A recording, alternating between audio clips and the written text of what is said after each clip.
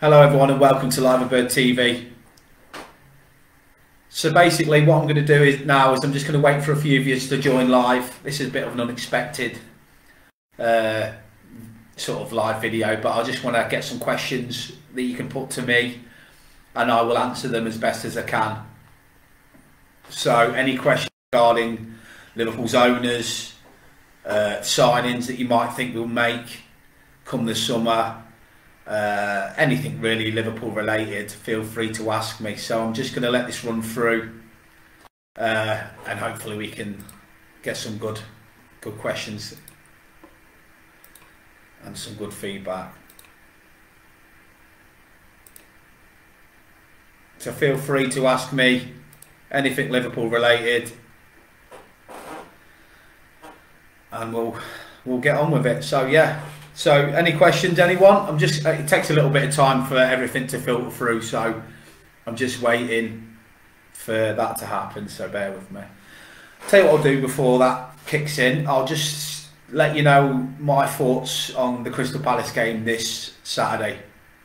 It's a game where it'll be interesting to see Jurgen Klopp's 11 that he picks. I'm sure people said to me Gomez got injured towards the end of the game, so I can't see him playing. So what do you do? It's going to be Joel Matip obviously coming in. So the 11 I'd go for against Crystal Palace would be Alisson in goal, Trent Alexander-Arnold right back, Matip, Van Dijk, Robertson, midfield three. I've got a horrible feeling that Klopp's probably going to play Naby Keita, but I'd actually go for Bajcetic again. I'll go for James Milner and Fabinho.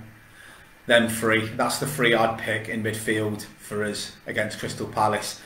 And my front three, I'd probably start. Well, Núñez has to start. Jota or Firmino. I'd actually give them a shout. Give Gakpo a little bit of a rest.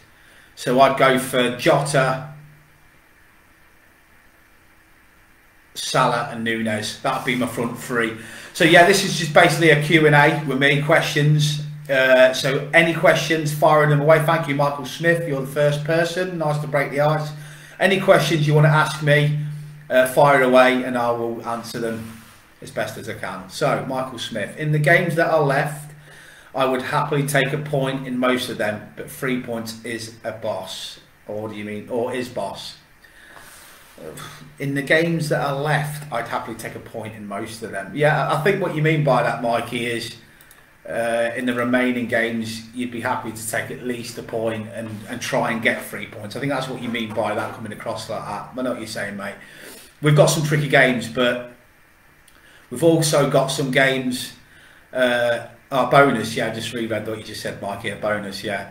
We've got some tricky games coming up, but we've also got some games that we could sort of like really hit this run. Now, I looked at there's a period in April that is really, really exciting. I think we've got Man City away, Arsenal at home and Chelsea away in I think in about 10 days. So that's going to be unbelievable. I think it's either City away, Arsenal home, Chelsea away. And that's going to be one hell of an April. But what we've got to do is we've got to keep in the Champions League hunt. I mean, I could probably see it going to the last game of the season. I don't know whether we're at Anfield last game of the season or not.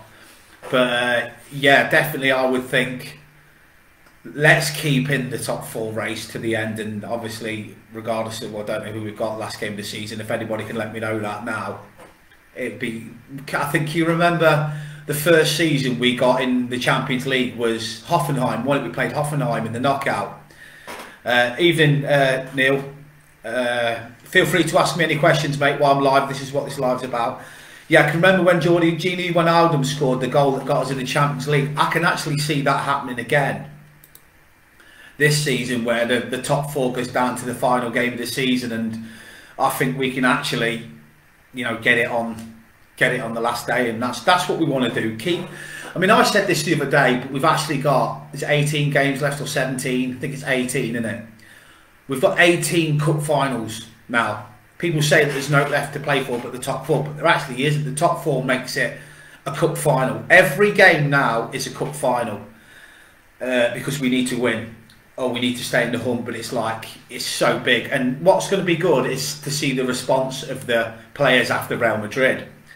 And that's basically what I want to see on Saturday night, which is a really, really, really sort of big response to what was a blow. But I just think sometimes our fans, and I say this all the time, I know I can be very opinionated, I know I can be very passionate in terms of my beliefs of what I believe in, but that doesn't mean I can't accept anybody else's opinion, because I can. I mean, I actually agree with those that are saying FSG need to spend a lot of money in the summer. I agree with them, and that's the part they're missing.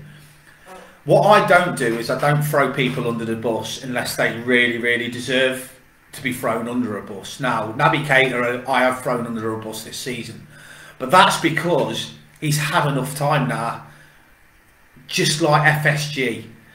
This is the breaking point for me now, and I believe that if FSG don't do what I am now demanding of them this summer, then I will be changing my point of view, because it's like anything, it's like a family member. You love them, you respect them, but there's only so much you can back them until eventually you go, look, you can't fend for yourself now, you just keep letting me down. Now, the reason why I haven't thrown FSG under the bus is because I still believe in them. That's all it is, I still believe in them. I believe that I'm excited. I'm excited about our future. If they can get it right, I think we've got some of the best owners on the planet. I really do, because they're so forward thinking, they're so in the now, they're so clever at how they market stuff, they're so brilliant in the way they develop football stadiums. I mean, I watched the film the other day. What's it called? Patriots game. Well, Patriots. It's about the bombing in America of the marathon, and Fenway Sports is literally like off the motorway, and it's incredible how they kept Fenway Park and rebuilt it. And what I love is, and I keep saying this, go to watch that film Moneyball, because it's just mind-blowing. So I actually like that. I like that they found a world-class philosophy where you don't have to spend shitloads of money. You can nick diamonds more or less, or you can nick rough diamonds and turn them into a shiny diamond, if you know what I mean. Little things that people are not looking at. So I like that. I think that Gakpo, getting him for the price we got him for, I think that's not going to be really sort of looked at as an amazing business until a season or two from now, because I think he's going to be a great player. Same as Darwin Núñez. But anyway, we'll get on to that in a minute, because I'm here to answer questions off yourself. So I was just talking to get the more viewings coming through, which is happening. Natalie, how you doing? Good evening. You gutted about Tuesday, but bring on Palace. And I agree, we need to rest Gakpo for the next game. Yeah, I think that's it now. I think we've got to use the front six now. We can't just keep putting Gakpo, Núñez, Salah, Gakpo, Núñez, Salah. We've got to rotate it, because I don't know if you noticed this. Well, you probably did, because you look at the game like I do. But Jota looked rusty. You could tell Jota, when he came on against Real Madrid, hadn't played for months because his first touch was off. All of that's understandable. I've done it myself. I've had a season or two out of, Saturday League, Sunday League when I played, and it takes a bit of time. When the lads that have been playing week in, week out, midweek Saturday, midweek Saturday, they can just trap a ball, touch it, and know where to go. But when you haven't played for a bit, it's like Space Jam, the film, where you just seem to have lost all your talent. But it takes time, and once you get involved, and once you get more and more involved in the match, you then become a lot more sharper. It's called match sharpness. It's one of those amazing things in football people underestimate. You can be the fittest player in the world, running about everywhere, but getting match time makes you more sharp. It's always been the case, always will be the case. So yeah, thanks for that, Natalie. That was a great comment. Any more? Keep firing away, Natalie, and I'll answer some more. It's another one coming through here. Tough season, but what do we need to do for the next season? Michael, I'll just answer that one first. I'm going in order of comments. For next season, Michael, what we need to do is do what Borussia Dortmund failed to do, and that is we need to back Jurgen Klopp. and not sack Jurgen Klopp, because that is what Borussia Dortmund did. They seen the end of the cycle come in and they thought, well, do you know what, we'll just bring in someone else. And the quote that I love using is, the chief executive of Dortmund said that the following weeks and months were soul destroying. Just not hearing Jurgen's voice at the training ground or the corridors laughing, that famous Jurgen laugh, it killed him. And he said, I should have replaced the whole squad before I replaced Jurgen. Now, this is why Liverpool can reap the benefit of not making such a rash decision, because all Klopp has got to do now, and Fenway Sports, is they've just got to be aligned. Now, I've said this, I think we're going to bring in 4 midfield players. And I think this is my 4 that I bring in. Jude Bellingham, Sofran Amrabat, Matheus Nunes and Mason Mount. That's my 4. Now you could say, well, FSG are not going to spend that kind of money, but they will, because the longer this goes on, the less valuable Liverpool becomes. So if you want to argue the point that a lot of FSG outers argue, which is they're just trying to make Liverpool, you know, like a pig, fatter before they're sold, okay, that's business. Shit happens. That's the way it is. So they're going to need to back Jurgen then, aren't they? Because obviously, if you're going to want to buy Liverpool, you're going to want to buy Liverpool, which has got a spreadsheet of, you know, £500 million a year, whilst they're at the top of the summit. But it won't be that much if we're not in the Champions League. So the less income, the less value. So they will make a move. But like they say, John Henry's already said it, that he's confident he'll have further investment. So it'll probably be, what will probably happen is, you know, an investor will come in, and then the FSG Out Brigade will still be FSG Out Brigade, because they'll just say they're not spending their own money. So you can't win. You can't win. So basically, the FSG Out Brigade are always going to be the FSG Out Brigade, because they'll just find another reason. Like they did with when we spent a record amount on Alisson and a record amount on Van Dijk. It was only because it's whole Coutinho. So they would have to be state-owned for the FSG Out Brigade to be happy with, but that's my other argument that just does me in. So all we've got to do is invest in the midfield, but I actually do think we need another centre-back, one more centre-half, or even just give Nat Phillips a season. I don't know why we might even have a top centre-half there and then at our disposal, so maybe not. Maybe, you know, I know this lad's doing really well, this Kumutio. There's a kid, a centre-half who's on loan at Bristol Rovers at the moment. Joey Barton's raving about him. He's one of our... And Sepp Vandenberg as well. We've got him. And he's been having a good couple of seasons as well. So there is centre-backs at the club. And again, that's what we have got the academy for. So anyway, cheers for that, Mikey. That's your couple of questions. Even. Next question. Might be a good thing getting it out of the Champions League now. Sounds harsh, but we need it. We need it next year. Neil, I just want to thank you for your comment, but also I'm going to say that I agree with you, because I was actually saying that in my video the other day, which was, yeah, we want to stay in the Champions League, but can you imagine if we beat Real Madrid 2 or 3-0 midweek, and then we beat them over the 2 legs, and then we went on this run in the league, and we ended up finishing top 4 and getting to the semi-finals or the Champions League final. FSG could probably go, probably don't need to spend 250 million now, do we? Because it was probably because of injuries. It was probably because it's just a bit of lack of form. But that showed that we do need serious investment. So in a way, it was probably kind of a false positive, if you get what I mean by that. We could probably say that this now states the message is clear. We're not the team we used to be. We're not getting the Champions League finals anymore. You know, we're out the last 16, so it's probably another stick for Klopp to poke Henry with, if in layman's terms, but it is what it is. So yeah, cheers for that comment. Hi Pam, hope you're well. You're feeling quite confident we will make top 4. Diaz and Konate to come back. I love Konate and I love Diaz. Konate's a colossus. He just can't stay bloody fit. If he can stay fit, we don't need enough centre back.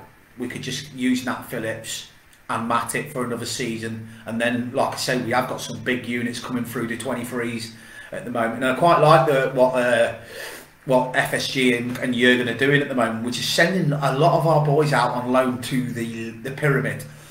I mean, Rhys Williams played in the Vanarama North at Kidderminster when he was a teenager, and I honestly, do not underestimate the value of sending kids to play men's football. I remember when I was a youngster in my hometown of Grantham, we played Bath City in the league. Bath City it was.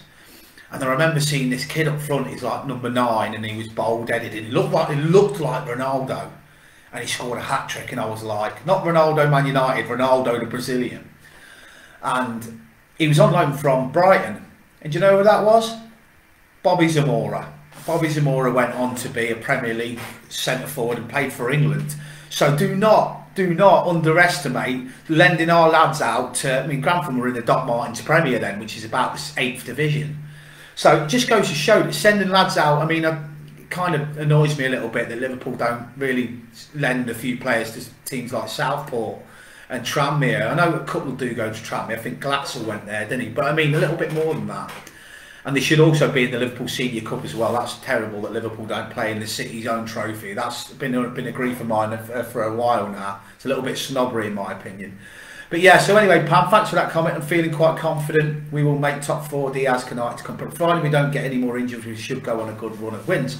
Yeah, what's important is we go to Palace, which is a tricky game, and win. Because there's a little period now coming up where we've got games at Anfield and we've got games that we could really, you know, we've got Wolves at home, I think. We've got Brighton, is it not Brighton at home? I think the next few games we've got... I'll have to get the fixtures up in a bit. We have got some games that you'd look at as winnable, and I also think as well, Man United at home is a game we should really be looking forward to. What I would like is just to stay winning, keep winning every game, and then Man United. I mean, I absolutely despise them. I'm doing this live now, and I'm then going to get ready to watch the Barcelona match tonight. Praying Barcelona knock them out tonight, and then Newcastle win on Sunday in the League Cup final, because they are starting to get too big for their boots. And you know, we all hate the Manx, don't we? So thanks for that comment, Pam. So Natalie Atkinson, hi Neil, gutted about Tuesday, bring on Palace. I agree we need to rest Gakpo for the next game. Yeah, I read that out earlier, didn't I? Yeah, well, we do need to rest Gakpo for the next game without a shadow of doubt. He just needs to be, you know, spotted in and that. And obviously rotation's going to be key in keeping Jota fit and Firmino fit. How you doing, Les? Next comment for you. City, Chelsea, Arsenal, the 3 fixtures, and Southampton away last game. Thanks for that, mate. Thanks for just looking for that me whilst I said that on live. Yeah, so what a 10-day period that's going to be in April. Manchester City away, Chelsea at Anfield, and Arsenal. No, it's Manchester City away, Chelsea away, and Arsenal at Anfield, isn't it? Yeah, that's right. And then Southampton away last game of the season. Now Southampton away last game of the season is not a great one really, because they're going to be fighting for their lives. Either they're going to be safe by then, or they're going to be dead and buried. I actually think he'll be the latter. I can see Southampton going down this season, I really can, because I think that Sean Dyche should keep Everton up. Right, next comment, Michael Smith. Could do with you at Anfield putting the flags back up to support the lads? Yeah, I miss my time at Anfield, I really do. If it wasn't for that dreaded pandemic, you know, I'd still be there now.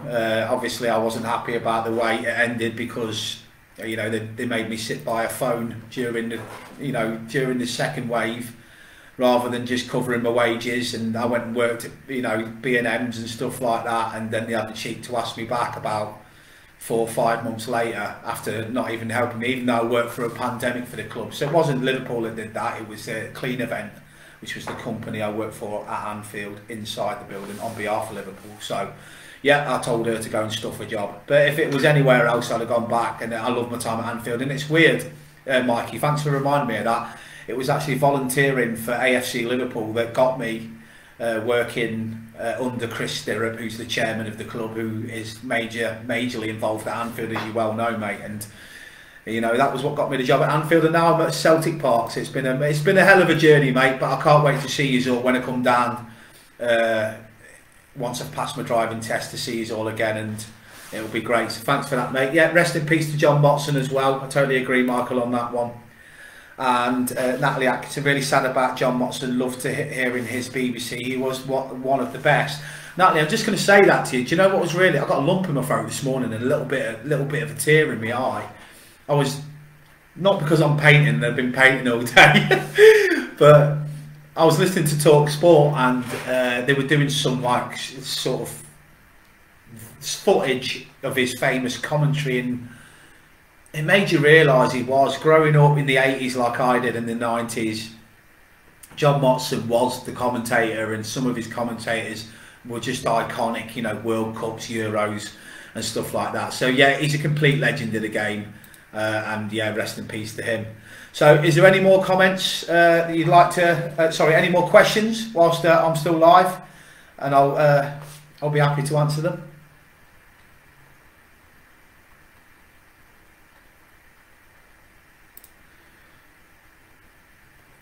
Actually, while I'm on here live, waiting for anybody to ask me the next question, can we please share the group and get invites out, please? I want it to get bigger, because they're not being funny. This can go really far, like Liverbird TV, because I'm going to be able to start putting a lot more hours into it now, with having a couple of days off a week. So I was flat out for 7 days a week, but I'm going to really push it. That's why I've done the studio up, get better equipment. And I just want to talk football. I love the club, you know I do. I know sometimes people can think I'm a self-centered, stuck-up little passionate arsehole, but my heart is as big as yours is for the club. I absolutely love the club. I've been fortunate enough to work at the ground and do stuff with Liverpool, and it's been amazing. But honestly, this club has saved me from depression, saved me from serious mental health. I mean, I don't know whether it's the same to you. I was, years ago, I'll just talk about this for a second, but I used to be in a bad place, a really bad place, and by Friday I was more or less finished. And then it got to Saturday and I would go to the game at Anfield, or I would watch a game on the TV, and Liverpool literally got me back off the ground again. And I mean, I remember getting to Anfield, there was a couple of occasions when I got to Anfield and I just burst out with emotion when You'll Never Walk Alone come on. It felt like it was talking to me itself, and it's such a powerful song, that is. And when you walk through a storm is life, and Klopp says that, and Henderson says it. You know, in life you go through storms, and now I'm the happiest I've ever been, and I'm such a good place, and Liverpool has always carried me through my storms. So that's why it's weird how when Liverpool are losing, when Liverpool are being hammered all over social media, my chest comes out and I feel like I owe the club something. I feel like I owe the club my life, because during my dark times, the club saved me. The club got me off my arse. So it is my job to do my bit to get the club back on its feet again. And that's why I love it, you know. And I mean, I remember some of the greatest memories I've got. I mean, when I worked at Anfield, I mean, what was great about me is I didn't work at Anfield as a steward when the games are on and stuff like that. I was there 50 hours a week. And some of the things I seen, I couldn't really speak about at the time, because obviously, like, working there, you can be done for giving away, you know, information and shit like that. I remember getting the radio call through when Thiago was coming in.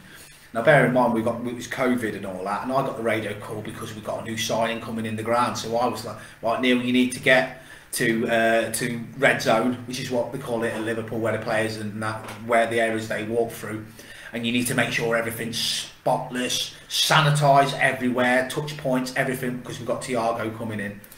And I was like a kid at Christmas. It was the best job in the world, man. Can you imagine that being a Red? But my best memory isn't just lifting the trophies on the pitch. I mean, that's the pinnacle for me. But it was actually Gerard Houllier and what he did. I was cleaning the Anfield Road end. I was cleaning just the first couple of rows of seats, which is back-breaking, by the way. And I could hear a little bit of commotion behind me in the corner flag, right? So the whole of Anfield's empty, completely empty. And here's me with my radio on, and I've got me, you know, my Liverpool high vis on and all that, and I'm just, you know, whistling away, cleaning. Next minute, I could hear someone talking, and I just thought, right, because you just, you know, there's always important people in the building, so you always just, you know, get used to it. Anyway, I felt this little tap on my shoulder, and I turned around, and Gerard Houllier was stood right in front of me, and he put his hand out like that. And I shook his hand, and do you know all I said to him? I said, "Welcome home." And his face just filled up with pride. And do you know what? He was doing an interview for French television, and that shows you the man, because for him to want to come and introduce himself to me, a cleaner, you know, a match day, well, not a match day cleaner, I was in charge of literally keeping Anfield looking as great as it was. So see, when you see the games during the COVID season, you know, it's lads like myself doing the 50 hours a week to make sure that ground was gleaming, and also making sure everything was sanitised. So I feel really, really responsible that during COVID, I don't think we had many players that got COVID, and that was my job, to prevent the players from getting it by keeping Anfield and the coach and all their facilities, even at the training ground, as you know, at some point I was doing it on my own. So yeah, I feel really proud for that, what I did for the club, and I don't think I could have ever visioned that in my life. And I don't know if you've ever known this, but I've told people this story, that when I was a kid, I lived about 150 miles away from Anfield, and I lost my dad when I was young. He was killed in a pub, and I used to have this poster above my bed, and it was of Anfield, and I used to just stare at it. I was only 8 years old, 9 years old, 10 years old growing up, and Liverpool to me was this escape. And who would have thought that 30 years later I'd be lifting the Premier League trophy on the pitch, lifting the European Cup on the pitch, lifting the Super Cup, the World Club Cup, and shaking hands with Gerard Houllier and doing Jurgen Klopp's office. So it was absolutely amazing, and something that I will never ever forget. So yeah, so Gerard Houllier doing that was absolutely unbelievable, and shows the measure of the man, that everybody to him was important, and he was just happy to be back in Anfield. You should have seen him walking around the ground. He was like a kid at Christmas. A funny story I'll tell you about Jurgen Klopp. I was doing, I thought, you know, like when you're a trainee sometimes and you get given a job and they'll say, go and fetch me some Skyhooks.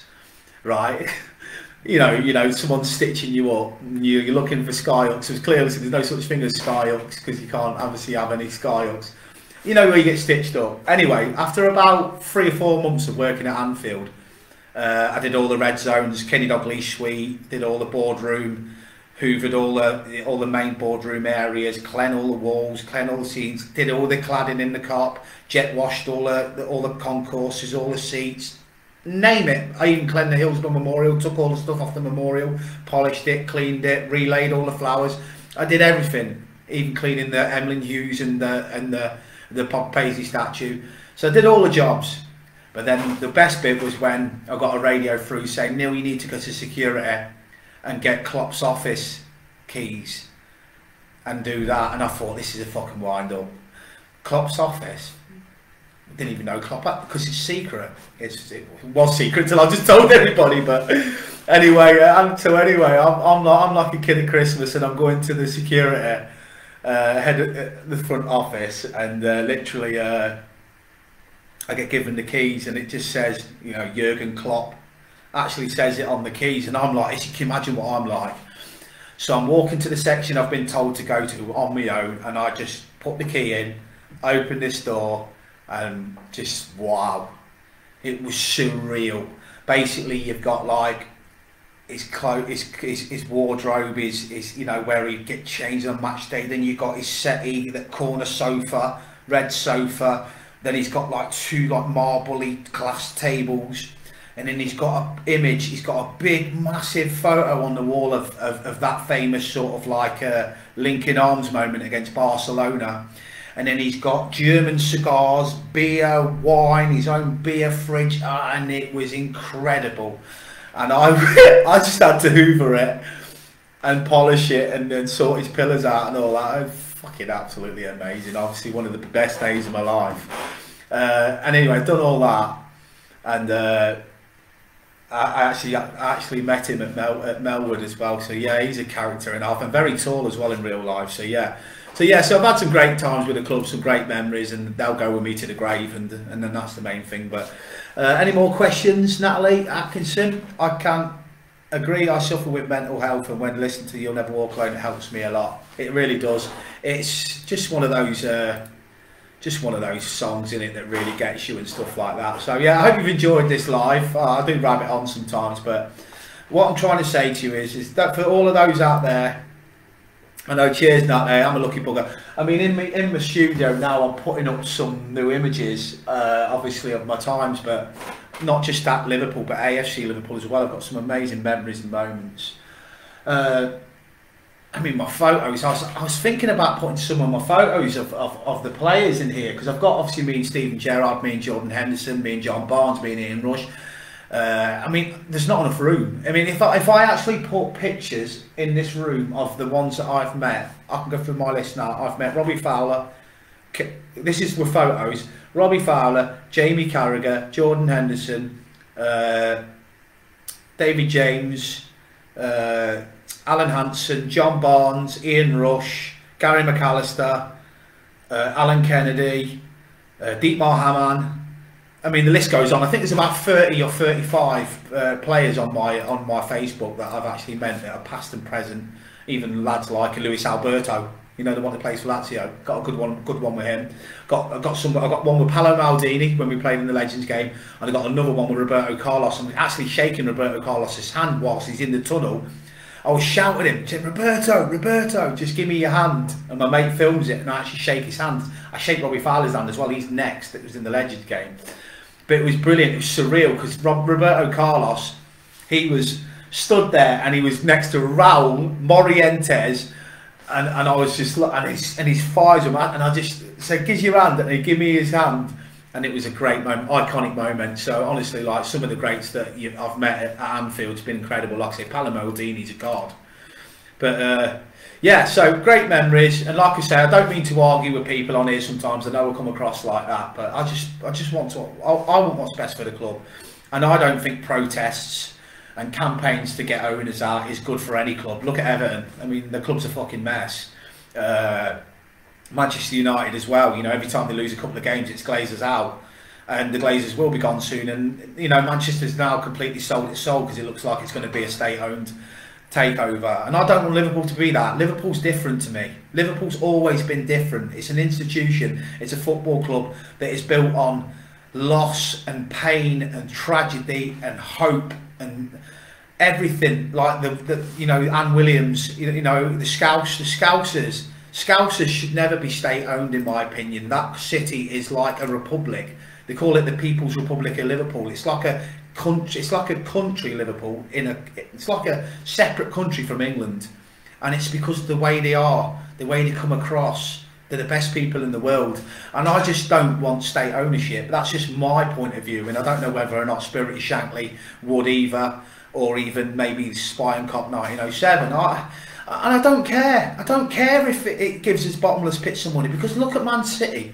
Man City had all the money you could ask for, but still needed to fucking cheat. I mean, how bad is that? You can outspend everybody. You can buy any player you want, but you still feel the need to cheat. And do you know what that is? They come from backgrounds where they get everything they fucking want, so they will just do what they want. I don't want that. I like the fact that Liverpool won the league and won the Champions League on a net spend lower than fucking Everton's, right? I like that, because it shows we have world-class recruitment, world-class transfer targets, and also world-class coaches that make the players better. So, I'm not asking Liverpool to go out and have free transfers for the rest of my life, but I don't mind us not being the richest club in the world, because let them be that. PSG are the richest club in the world, one of the richest clubs in the world. It's never won the fucking European Cup. We've won 6 of them. Why? Because we are Liverpool. You'll never walk alone.